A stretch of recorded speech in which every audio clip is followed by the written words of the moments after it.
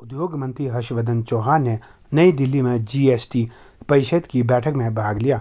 उन्होंने बैठक में राज्य हित के जुड़े अनेक महत्वपूर्ण मुद्दे उठाए। उन्होंने केंद्र सरकार से आग्रह किया कि सेब के कार्टन बॉक्स पर जीएसटी दर को वर्तमान 18% से घटाकर 5% किया जाए।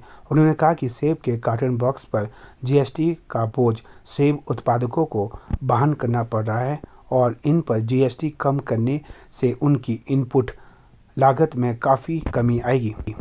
उन्होंने कहा कि सेब उत्पादन का राज्य की आर्थिकी में अहम योगदान है और उनके हितों संरक्षण सुनिश्चित किया जाना चाहिए। उन्होंने वाहन खरीद पर जीएसटी के नुकसान का मुद्दा भी उठाया और बताया कि राज्य सरकार के निवासी आसपास के राज्यों में वाहन खरीदते हैं तो इससे राज्य को जीएसटी का नुकसान होता है।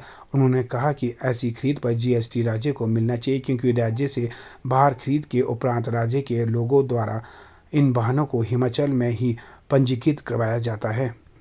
उन्होंने परिषद को अवगत करवाया कि ऐसी खरीद से संबंधित कर जीएसटी के मूल सिद्धांत के अनुसार उपयोग करने वाले राज्य में प्रवाहित होना चाहिए।